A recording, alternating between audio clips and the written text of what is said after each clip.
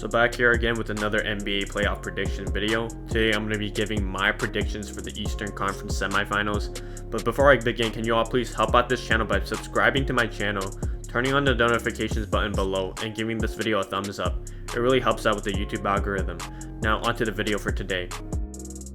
For this video, I'm going to be giving my predictions for the Eastern Conference Semifinals. At the time of making this video, the Bucks are up 3-1 against the Magic, so I'm going to assume they're going to close out that series, barring a catastrophic choke job by the Bucks. So the two matchups in the Eastern Conference playoffs feature the 2 and 3 seeds, the Toronto Raptors against the Boston Celtics, and the 1 and 5 matchup between the Milwaukee Bucks and the Miami Heat. To start, I'm going to be talking about the 2 and 3 matchup between the Raptors and the Celtics.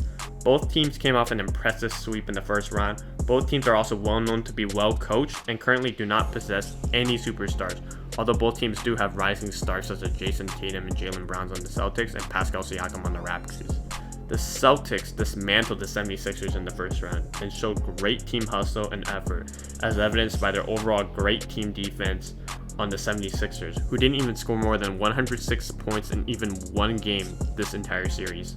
The postseason so far, the Celtics had the best statistical defense, as they held the 76ers to an average of 100 points per game and only 40% from the field and 26% from 3. If you have a great defense, no matter what, you will always be in the game, and the Celtics will be contenders as long as they keep up their defensive strategy. The Raptors also destroyed their competition and absolutely manhandled the Brooklyn Nets. I know the Nets are without their 3 best players, Kevin Durant, Kyrie Irving, and Spencer Dinwiddie, so you shouldn't technically take too much away from this series, but the Raptors did still have to go against Caris LeVert, who is a huge offensive threat and can explode at times, as evidenced by his 51-point game this season against the Boston Celtics. What I really like about the Raptors is last season with Kawhi, they learned what it took to win an NBA championship, and I believe that journey is invaluable in helping develop a championship mentality into this Raptors team, which allowed them to continue to win even without Kawhi Leonard this season. The Raptors in the regular season had the best defense in all of basketball and allowed only 106 points per game. In this last series alone, we also witnessed how capable this Raptors offense is with a consistent play from Kyle Lowry, Fred VanVleet, and Pascal Siakam. The reason why I think this Raptors team has an edge is that this Raptors team knows how to win and possess an overall better defensive team as compared to the Celtics. Also, I really like Jason Tatum, but right now I don't know if he's a superstar just yet. I know a couple years from now, Jason Tatum will be an MVP candidate, but when you watch the Celtics, he doesn't show a consistent ability to take over big games offensively just yet. In the end, my gut tells me that the Raptors will win in 6 games against the Celtics. Now onto the 1 and 5 matchup between the Milwaukee Bucks and the Miami Heat. The Bucks have been the best regular season team on paper, but to be honest, they haven't looked too sharp in the bubble. Everyone knows how formidable the Bucks are. The Bucks have the likely back-to-back MVP Giannis. The Bucks also have the highest scoring offense in the entire NBA at nearly 119 points per game in the regular season. The Bucks also have the highest point differential by a wide margin at 10 points per game. The Bucks are young and deep. What's the problem with the Bucks?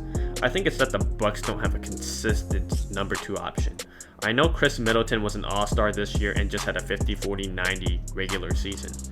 However, the track record is clear that he disappears in the playoffs. Same thing as Eric Bledsoe.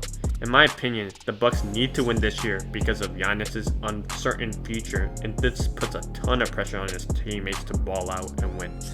I don't believe his teammates can live up to the pressure, and I think in general they do shrink in big playoff games. Just look at the first Orlando Magic game. If the Bucks don't come prepared, they will get smacked down by the Miami Heat.